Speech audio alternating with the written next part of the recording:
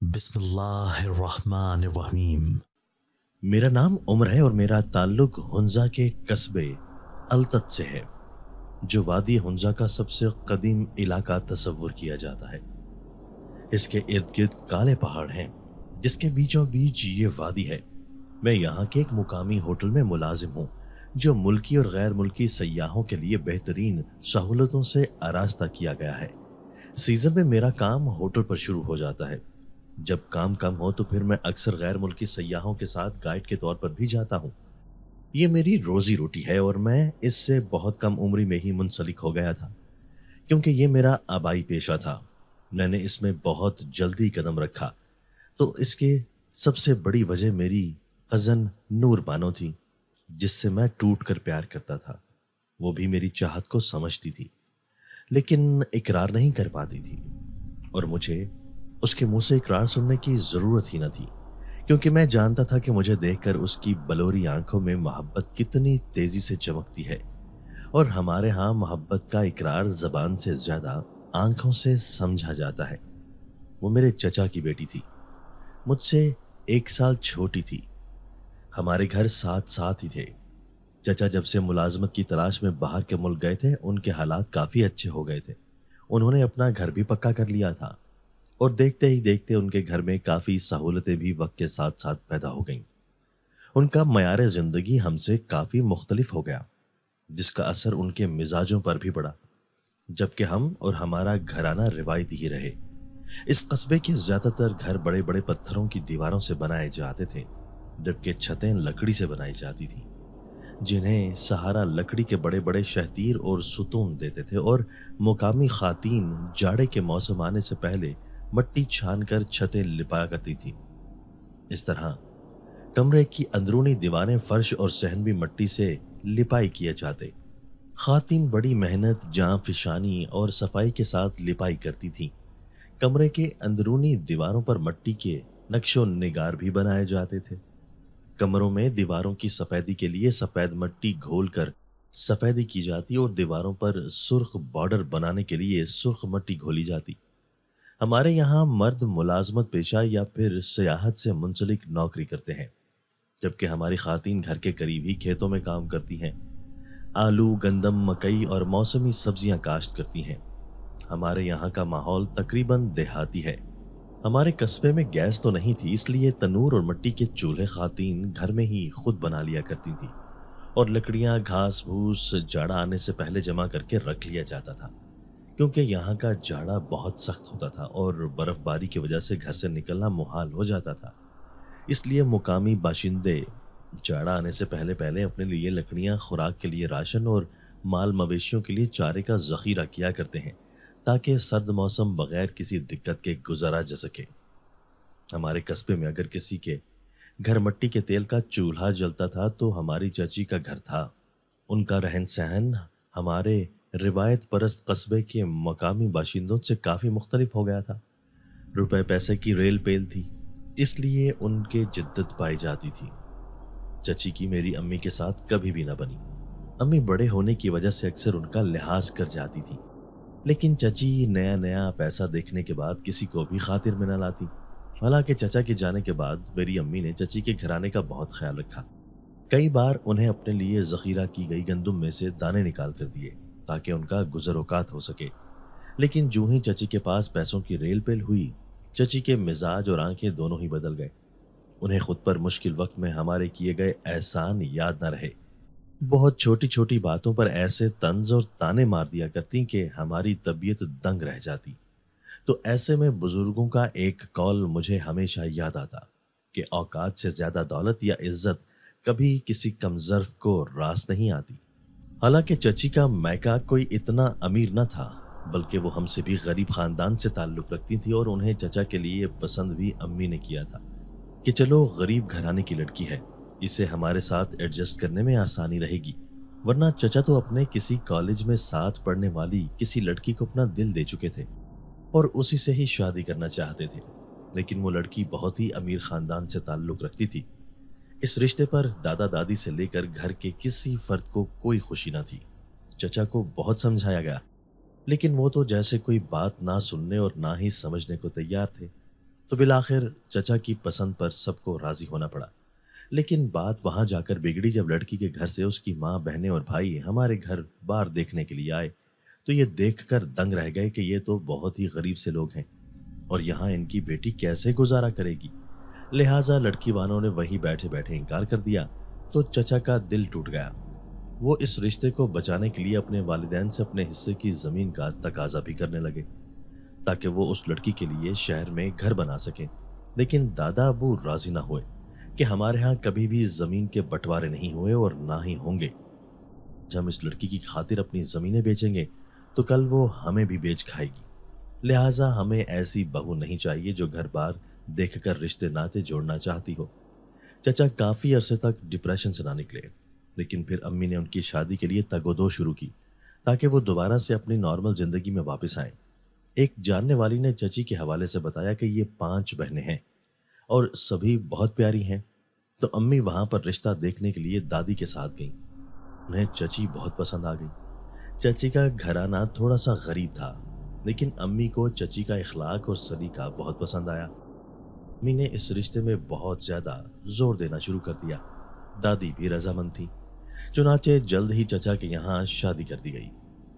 लेकिन ये किसी के वहमो गुमान में भी न था कि आने वाली वो काम कर गुजरेगी जो आज तक इस घराने की किसी बहू ने न सोचा था।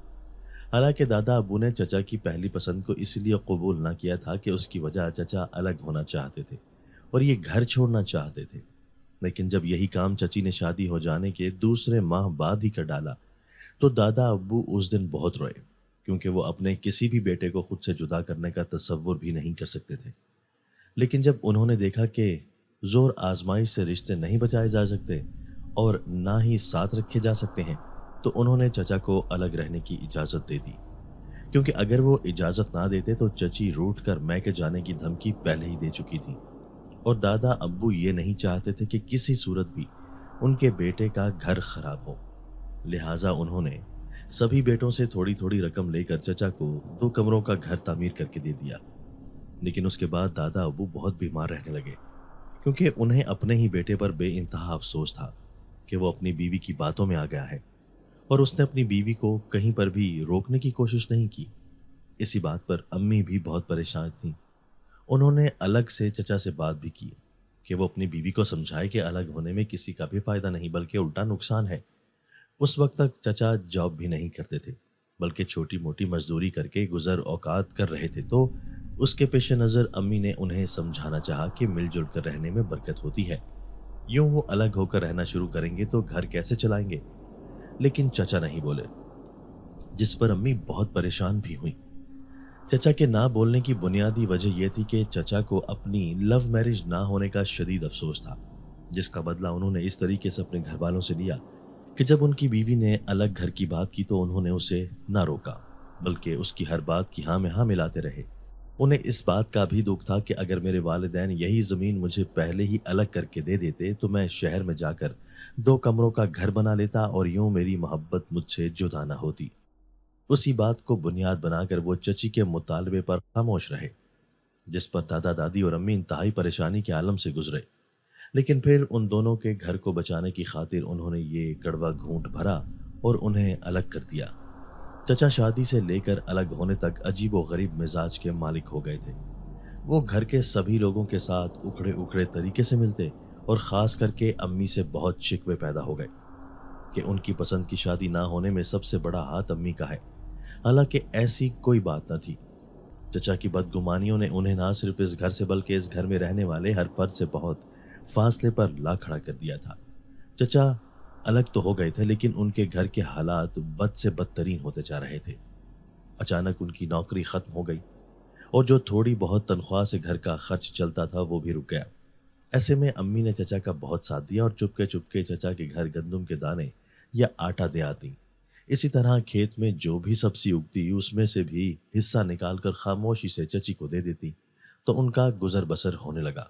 बिलाखिर चची ने चचा को कहा कि वो बाहर जाकर किस्मत आजमाई करें, तो इस सिलसिले में भी अम्मी ने ही चचा की मदद की और अपना जेवर बेचकर चचा को पैसे दे दिए और घर में किसी को भी पता न चलने दिया। इतनी बड़ी कुर्बानी देने के बाद भी चची का मिजाज सवा नेज़े पर ही रहता था। उन्हें अम्मी की कोई कुर्बानी न याद आई। جب ان کے حالات اچھے ہونے لگے، ان تمام حالات سے بے خبر میں اور نور بانو چپ کے جن خوابوں کو بن رہے تھے وہ ابھی ہمارے گھر والوں کی نظر سے پوشیدہ تھے۔ میں اپنی نو عمری میں ہی جان گیا تھا کہ اگر نور بانو کو حاصل کرنا ہے تو پھر جلد از جلد اپنے پیروں پر کھڑا ہونا ہوگا۔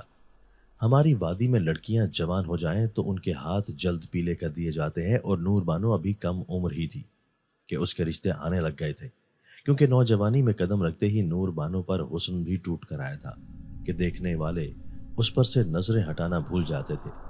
وہ ہرن کی سی آنکھوں والی اب 16 برس کی تھی اور اس پر نور بانو کا نام خوب جچتا تھا۔ اس کی سنہری رنگت اور بلوری آنکھیں اور گولڈن براؤن لمبے بال اس کی مناسب جسم کو انتہائی پرکشش بناتے تھے۔ ہمارے ہاں لڑکیوں کو پڑھانے کا زیادہ رواج نہیں تھا، اس لیے وہ بھی صرف 5 پڑھی تھی۔ میری جو ہی نوکری لگی تو میں نے امی سے جھجکتے ہوئے نور بانو کے لیے بات کی۔ میں نہیں چاہتا تھا کہ میری نور کسی اور کی ہو جائے۔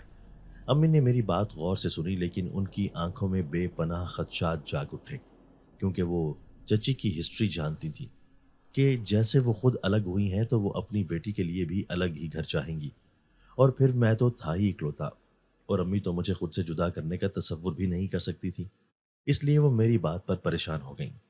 میں امی کے چہرے پر پھیلے تفکرات کا مشاہدہ بڑی باریک بینی سے کر رہا تھا۔ میں اٹھا اور ان کے کندھوں پر ہاتھ رکھ کر جو ہی بولا تو وہ اپنے خیالوں سے نکل کر میری طرف دیکھنے لگیں۔ امی آپ فکر نہ کریں، میں آپ کو چھوڑ کر کہیں پر بھی نہیں جاؤں گا۔ تو وہ پھیکی سی مسکراہٹ سجا کر پہلے سر پر ہاتھ رکھ کر کہنے لگی، عمر تم ہماری وجہ سے پریشان نہ ہو، جو تمہارے دل کی خوشی ہے وہی خوشی ہمارے دل میں بھی ہے، لیکن تمہاری چچی کا مزاج تم اچھی طرح سے سمجھتے ہو۔ نور مجھے بہت عزیز ہے، لیکن خدا جانے تمہاری چچی کی کیا مرضی ہو، لیکن میں تمہاری خاطر جاؤں گی ضرور۔ انہوں نے مجھے تسلی دی تو میرے کانوں میں شہنائیاں سی گونجنے لگیں۔ میں اس وقت تک BA کر چکا تھا اور خاندان میں سب سے زیادہ اس وقت میری تعلیم تھی۔ مجھے یقین تھا کہ میری تعلیم اور جاب کی وجہ سے انکار کسی صورت ممکن ہی نہیں ہو سکتا، کیونکہ میں بہت محنتی تھا اور یہ بات سب جانتے تھے۔ امی جب ان کے گھر گئیں تو پہلے تو چچی نے امی سے سیدھے وہ بات ہی نہ کی، اور جب امی نے ان کو اپنے آنے کا مقصد بتایا تو وہ حد سے ہی اکھڑ گئیں اور منہ پر ہی انکار کر ڈالا، اور ساتھ ہی یہ کہہ دیا کہ وہ تو اپنے بھائی کے بیٹے کو رشتہ دیں گی، لہٰذا وہ ہر طرح کا خیال ان کی بیٹی کا دل سے نکال دیں۔ امی خاموشی سے اٹھ کر گھر آ گئیں۔ مجھ پر یہ خبر کسی بم کی طرح پھٹی تو میں نے نور بانو سے بات کرنے کا فیصلہ کیا۔ میں گھر سے نکلنے ہی لگا تھا کہ اچانک سے چچی ہمارے گھر ننگے پیر روتی دھوتی داخل ہوئی اور صحن میں کھڑے ہو کر چیخ چیخ کر کہنے لگی، نہ جانے میری نور بانو کو کیا ہو گیا ہے، وہ تو اپنے حواس میں ہی نہیں۔ تو ہم سب گھر والے حیران و پریشان اپنی اپنی جگہ پر کھڑے ہو گئے کہ یہ کیا ہو گیا ہے۔ مغرب کا ٹائم شروع ہو چکا تھا اور اللہ اکبر کی صدائیں فضا میں گونجنے لگی، لیکن ہم سب گھر والے چچی کے گھر کی طرف بھاگے، اور جب ہم سب چچی کے گھر میں داخل ہوئے تو یہ دیکھ کر انتہائی حیران رہ گئے کہ نور بانو چارپائی پر بیٹھی ہوئی تھی۔ اس نے سر زمین کی طرف جھکایا ہوا تھا اور اس کے گولڈن براؤن بال زمین کو چھو رہے تھے۔ ہم سب کچھ فاصلے پر کھڑے ہو کر رہ گئے۔ اچانک میں نے حوصلہ کر کے نور بانو کو آواز دی تو اس نے گردن ایک درم جھٹکے سے اوپر کی طرف کی تو ہم سب ہی 2 قدم پیچھے ہٹ گئے۔ نور بانو تیز تیز سانسیں لیتی ہوئی اپنی جگہ سے کھڑی ہو گئی۔ اس کی نگاہیں مجھ پر جمی ہوئی تھی اور اس کی پتلیاں سکڑ کر سفید ہو رہی تھیں۔ کیوں پکارا ہے مجھے؟ وہ آہستہ آہستہ چلتے ہوئے میرے قریب آنے لگی تو میں اتنی ہی تیزی کے ساتھ پیچھے کی طرف جانے لگا۔ اس کا میری طرف آنے کا انداز اور اس کی ڈراؤنی آواز سن کر کلیجہ منہ کو آ رہا تھا۔ اچانک اس نے مجھے گردن سے پکڑ لیا، اتنی سخت تھی کہ میری گردن کی رگیں دکھنے لگیں۔ گھر کے تمام افراد اپنے اپنے منہ پر ہاتھ رکھے گئے، سب کی گھگی بندھی ہوئی تھی۔ میں نے سب کی طرف مدد طلب انداز میں دیکھا، مگر وہ تو سب بت بنے مجھے تکے جا رہے تھے، کیونکہ یہ صورتحال ہی اتنی غیر معمولی تھی کہ کسی کو کچھ سمجھ ہی نہیں آ رہی تھی کہ یہ کیا ہو رہا ہے، کہ کل تک یہ دھان پان سی لڑکی جو ہمارے سامنے ہی بڑی ہوئی ہے، شرم و حیا کا پیکر تھی، آج کیسے سر سے دوپٹہ اتارے بال کھولے اونچے اونچے کہہ کے لگائے جا رہی ہے۔ پھر جو ہی اس نے میری گردن کو چھوڑا تو مجھے یوں لگا جیسے کسی نے میری گردن میں رسی ڈال کر مجھے بہت دور تک گھسیٹا ہو۔ میں نے اپنی گردن پر ہاتھ رکھے تو وہ پھر سے ہنستے ہنستے بڑبڑانے لگی، تم صرف میری ہو، میری ہی رہوگی۔ یہ بات کر کے وہ چارپائی پر بیٹھی اور پھر آگے پیچھے کسی پینڈولم کی طرح ہلنے لگی۔ اچانک اس نے سر اٹھایا اور ہم سب پر ایک نگاہ ہٹا لی اور یہی جملے دوبارہ بڑبڑانے لگی، थोड़ी देर बाद ही उसके जिस्म को एक जोरदार झटका लगा और वो पीछे की तरफ गिरी तो जैसे सबको होश आ गया। अम्मी ने चीख कर पानी लाने को कहा तो मैं फौरन घड़े की तरफ गया और प्याला भरकर पानी का ले आया। अम्मी ने प्याला उसके मुंह से लगाया और कुछ पानी के छींटे उसके मुंह पर मारे। वो होश में तो आ गई लेकिन मुसलसल रोए जा रही थी। उसको देखा देखी चची और उनकी बहन नूरुल ऐन भी रोने लगी। हम सबके चेहरों पर बहुत परेशानी उमड़ आई कि अचानक चची अम्मी की तरफ इशारा करके चीखने लगी, ये सब किया धरा आपका है भाभी। आपने ही मेरी बेटी पर कुछ पढ़कर फूंका है कि वो अपने हवासों ही में नहीं आ रही। आपकी नज़र हमेशा मेरी बेटी पर थी। मैंने इनकार क्या किया कि आप तो उसकी जान की दुश्मन बन गई। चची का ये इल्ज़ाम सुनकर अम्मी के हाथों में पानी का प्याला जोर से कांपा और ज़मीन पर गिर गया। वो हैरत से खड़ी हो गई और कांपते हुए बोली कि ये तुम क्या कह रही हो? तुम मुझ पर इल्ज़ाम लगा रही हो कि जिसने तुम्हारे हर मुश्किल वक्त में साथ दिया। आपके एहसान सुन सुनकर भाभी हमारे कान पक गए हैं। चची अम्मी को जवाब देते हुए बोली, लेकिन आपके एहसान ख़त्म होने का नाम ही नहीं ले रहे। हमें क्या पता था कि आप एहसान करने के बाद गिरना भी शुरू कर देंगी, तो हम किसी ऐरे गैरे का एहसान नहीं लेते, लेकिन आपका कभी भी एहसान न लेते। ऐ शाजिया, मुंह संभाल कर बात कर।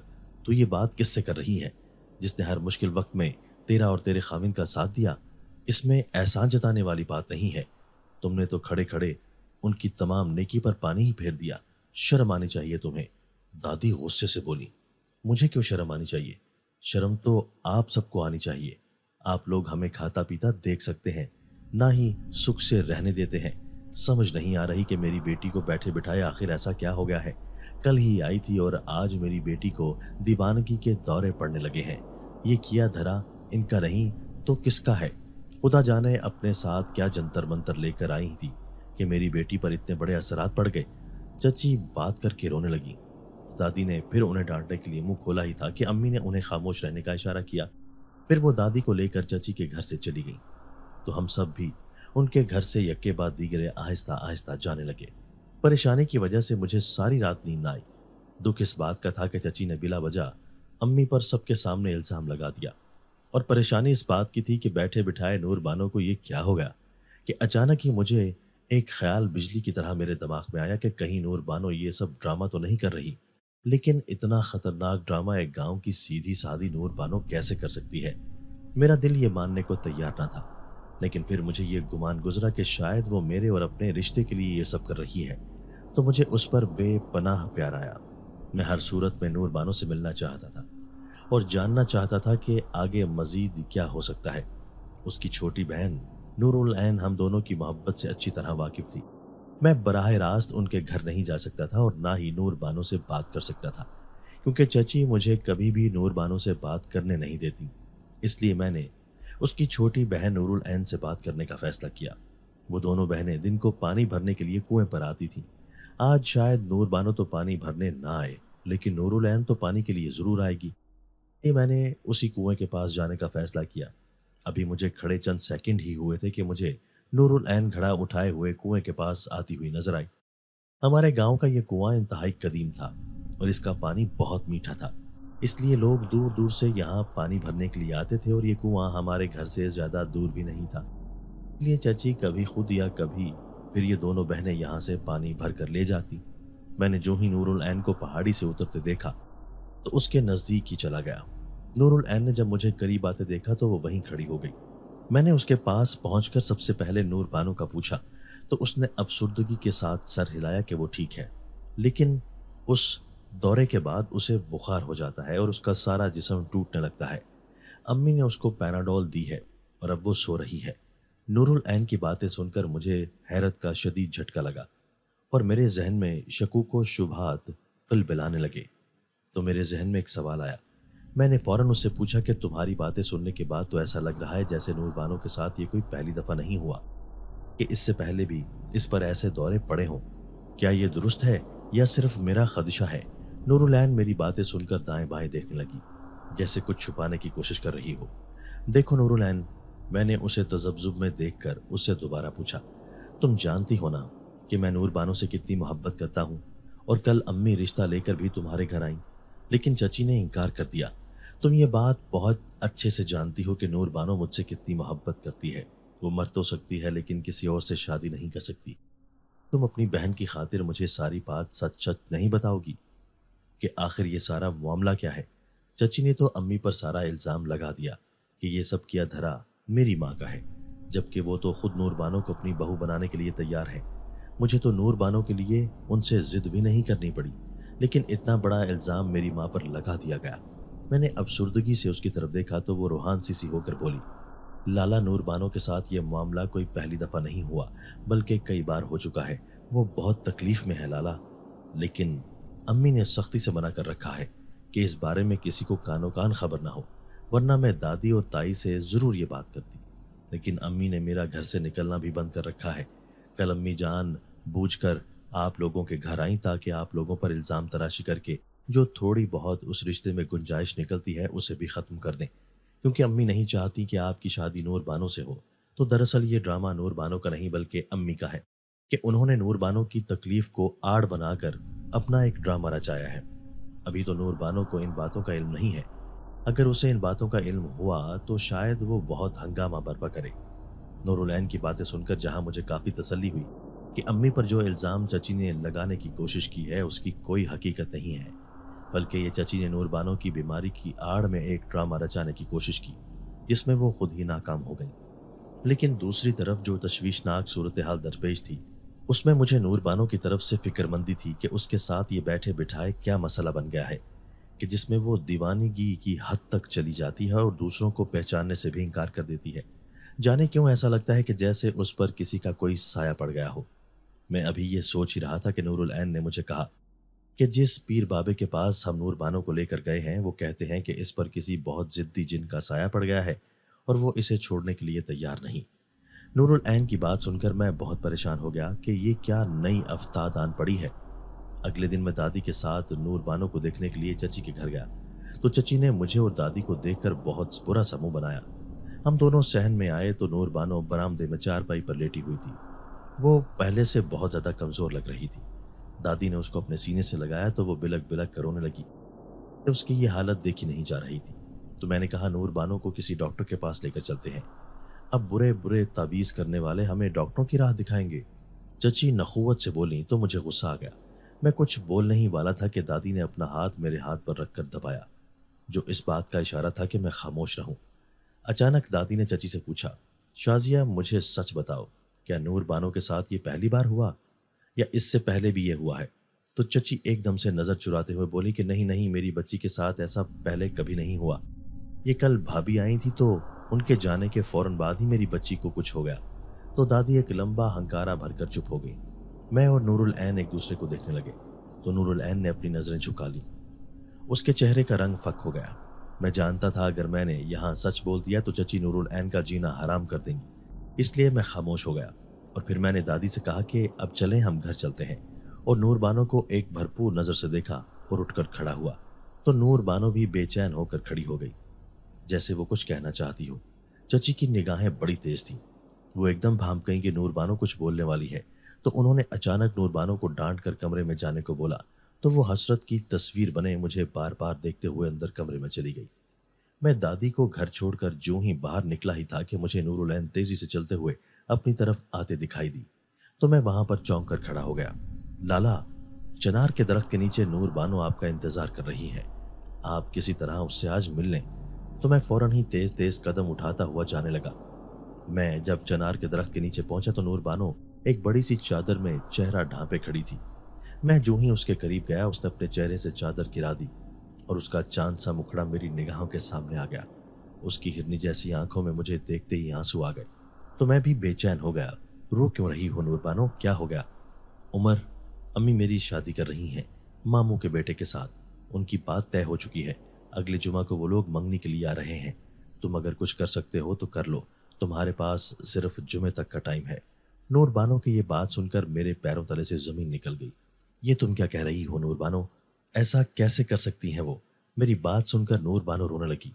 वो कुछ भी कर सकती हैं उमर, तुम उन्हें नहीं जानते। मैं कोशिश करूंगा कि अम्मी और दादी को एक बार फिर चची की तरफ भेजूं, लेकिन उन्होंने अम्मी की बहुत बेइज्जती कर दी है। तो नूर बानो अपने आंसू साफ करते हुए बोली, मैं जानती हूँ उन्होंने ये सब कुछ जानबूझकर किया है। वो ये बात अच्छे से जानती हैं कि मेरे साथ ये मामला कोई पहली बार नहीं हुआ बल्कि कई बार हो चुका है। نور بانو کی بات نے مجھے فکرمندی میں مبتلا کر دیا اور میں نے اسے پوچھا کہ یہ مسئلہ تمہارے ساتھ کب سے ہو رہا ہے؟ تو وہ دوبارہ سے رونے لگی۔ مجھے کچھ نہیں پتا عمر کہ میرے ساتھ یہ کیوں ہو رہا ہے، بس اتنا پتا ہے کہ شادی سے واپس آ رہے تھے کہ راستے میں گاڑی خراب ہو گئی تو مجھے شدید حاجت محسوس ہوئی، تو امی نے مجھے کہا کہ اس بڑے سے پتھر کے پیچھے بیٹھ کر لو۔ میں جو ہی وہاں سے اٹھی تو میرا سر گھومنے لگا اور کندھے بھاری لگنے لگے اور دل پر عجیب سا خوف طاری ہو گیا۔ گاڑی تک آتے آتے ایسا لگا جیسے کوئی میرے ساتھ ساتھ رینگ رینگ کرا رہا ہو۔ جو ہی مجھے یہ احساس ہوا تو میں ڈر کر گاڑی کی طرف بھاگی اور گاڑی میں آ کر بیٹھ گئی، لیکن مجھے ایسا لگا جیسے میرے گاڑی میں بیٹھتے ہی وہ چیز میرے ساتھ ہی گاڑی میں بیٹھی ہو۔ میں جو ہی چیخ کر امی کو بتانے لگی تو فوراً گاڑی کو ایک جھٹکا لگا اور گاڑی بغیر سٹارٹ ہوئے ہی چلنے لگی۔ ہم سب ڈر کر چیخنے لگے کہ یہ کیا ہو رہا ہے۔ ڈرائیور تو گاڑی کے باہر کھڑا تھا، وہ ہماری گاڑی کے پیچھے پیچھے لپکا۔ تم تو جانتے ہو پہاڑی راستے کی سڑک کیسی ہوتی ہے، ایک طرف کھائی تھی اور دوسری طرف بلند و بالا پہاڑ۔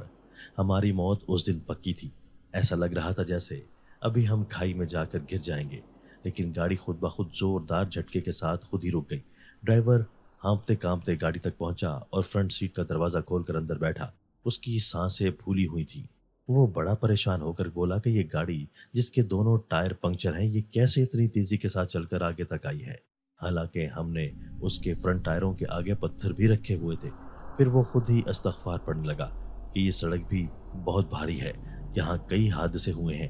پھر اس نے ہم سب کو گاڑی سے نیچے اترنے کا کہا اور دوبارہ گاڑی کے فرنٹ ٹائروں کے آگے پتھر رکھ دیے اور پچھلے ٹائروں کو اس نے تبدیل کیا، اور پھر ہم بڑی مشکلوں کے بعد گھر پہنچے۔ لیکن اس واقعے نے ہم سب کو بہت ڈرا دیا تھا۔ باقی تو سب نارمل تھے، لیکن میرے معاملات کچھ عجیب و غریب سے ہو گئے جس کی مجھے خود بھی سمجھ نہیں آ رہی تھی۔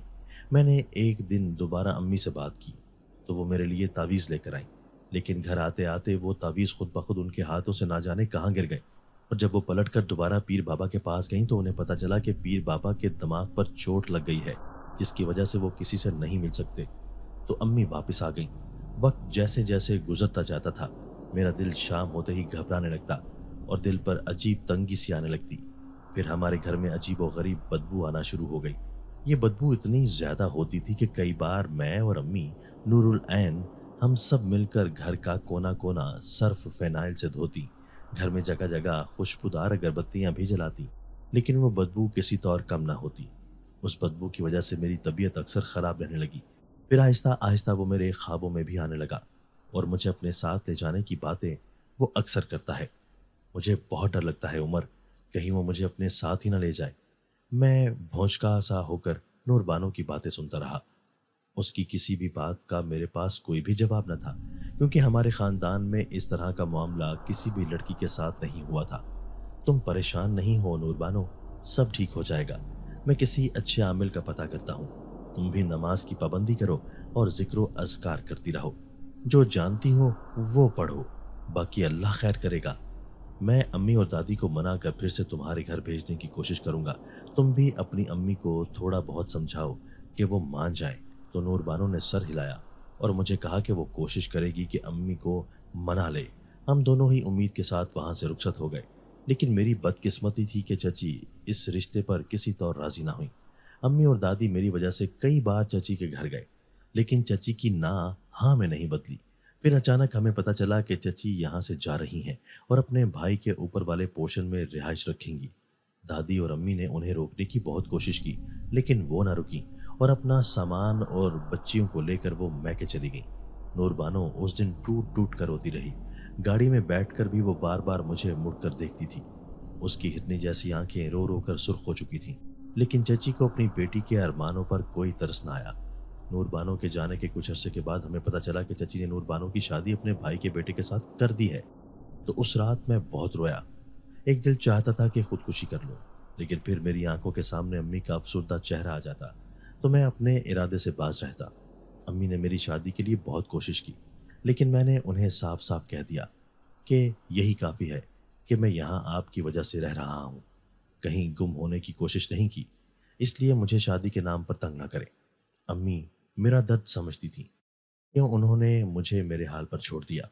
دوسری طرف نور بانو کی شادی ماموں کے بیٹے کے ساتھ تو ہو گئی، اور انہوں نے بھی اس لالچ میں شادی کی کہ نور بانو کا والد اچھا خاصا مالدار آدمی ہے اور چونکہ وہ خرچہ بھی بھیج دیتا ہے اس لیے پہلے وہ جو چھوٹی موٹی جاب کرتا تھا وہ بھی اس نے چھوڑ دی۔ اس صورتحال سے چچی بہت پریشان تھی۔ نور بانو ایک تو میرے دکھ میں پاگل ہو رہی تھی تو دوسری طرف اس کا خاوند ظاہر شاہ کسی نفسیاتی مریض سے کم نہیں تھا جو اسے ہر وقت پاگل کہہ کر اذیتیں دیتا رہتا۔ شادی سے پہلے تو نور بانو کے ساتھ ہلکے پھلکے معاملات ہوتے تھے لیکن شادی کے بعد اس پر پر اسرار معاملات کی بوچھاڑ ہونے لگی۔ شادی کے بعد اس نے ایک دن بھی سکھ کا نہیں گزارا۔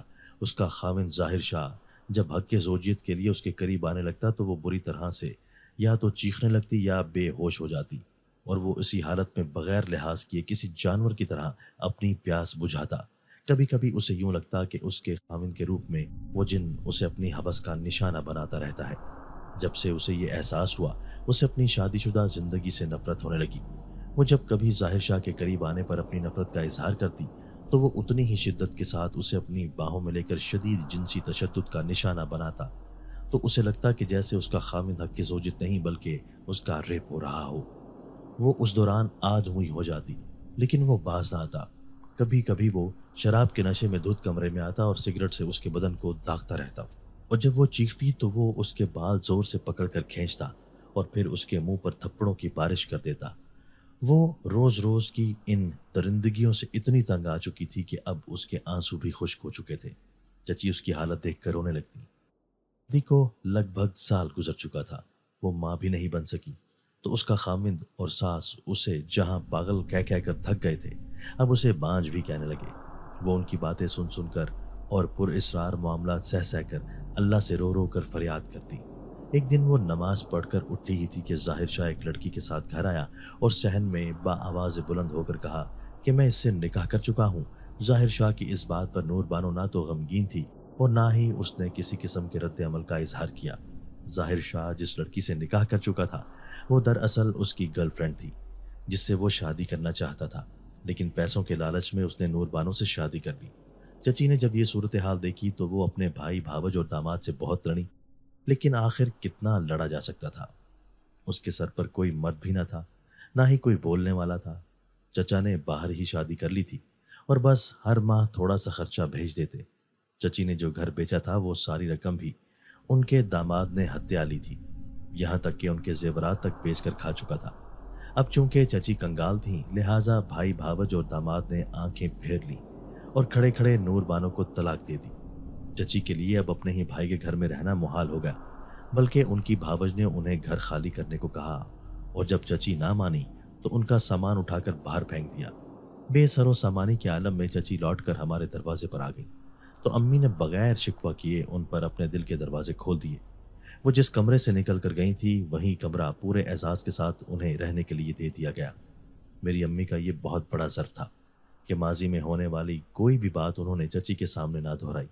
چچی کے رویے میں بھی بہت تبدیلی آ چکی تھی۔ اب وہ عجز و انکساری کا چلتا پھرتا نمونہ بن چکی تھی اور جہاں تک نور بانو کی بات تھی تو وہ تو پہچان میں ہی نہیں آ رہی تھی۔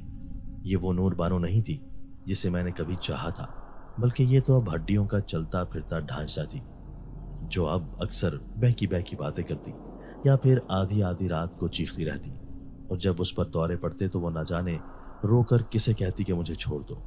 چچی جب سے اس گھر میں آئی تھی تب سے ہی میں نے گھر میں آنا کم کر دیا تھا۔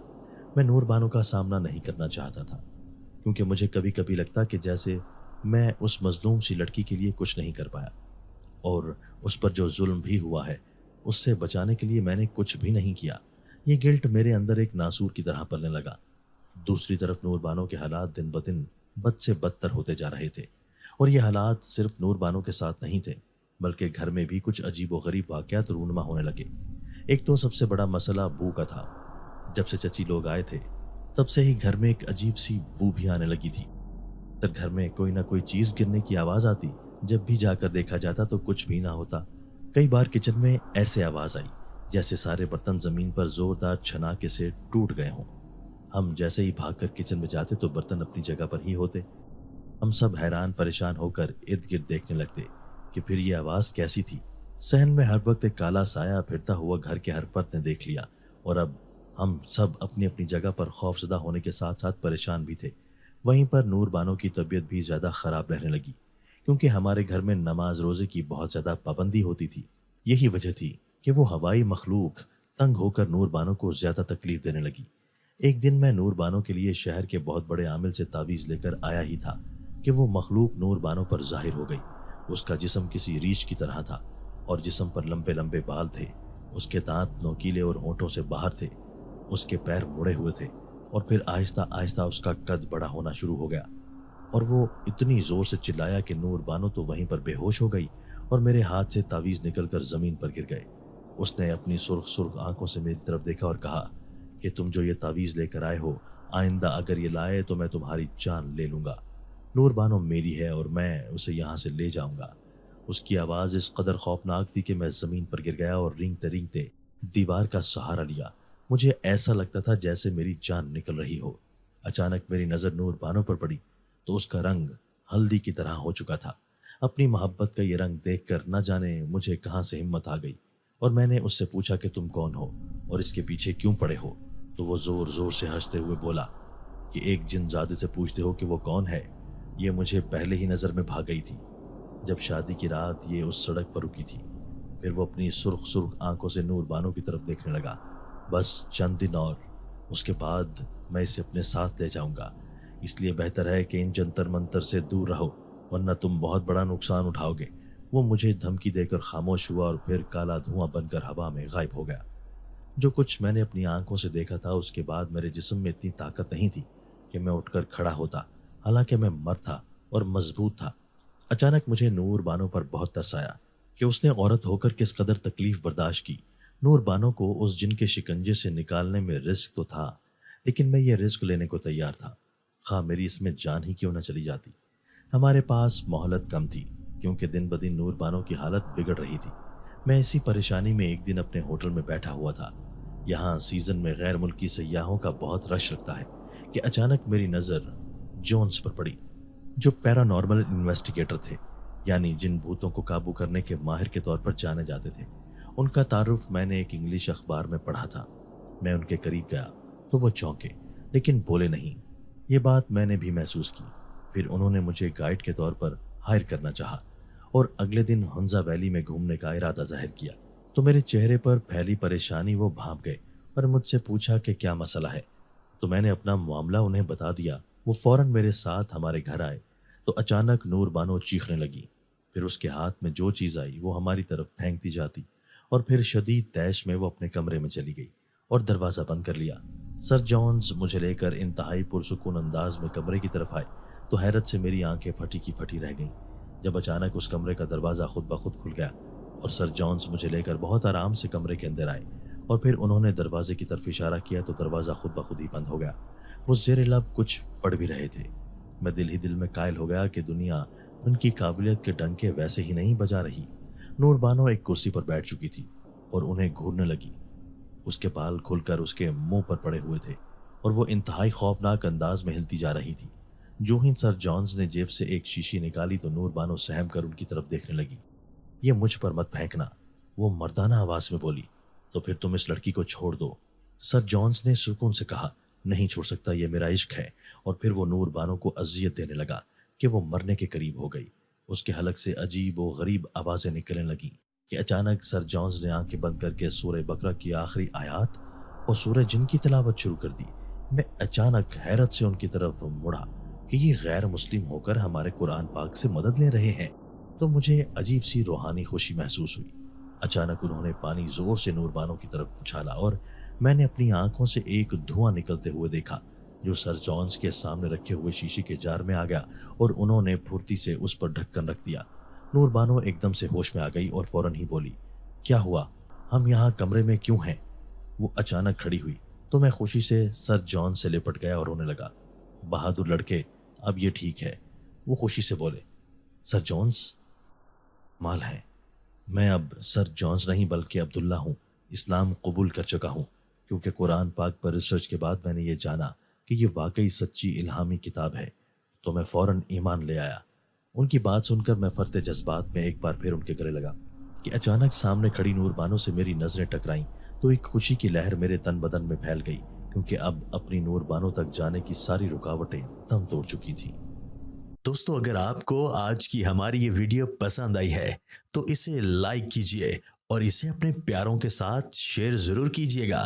और हाँ, अगर आपने अभी तक हमारा चैनल सब्सक्राइब नहीं किया तो हमारा चैनल सब्सक्राइब कर दीजिए और बेल आइकन भी प्रेस कर दीजिए ताकि हमारी हर नई आने वाली वीडियो आपको बर वक्त मिल सके। अल्लाह हाफिज़।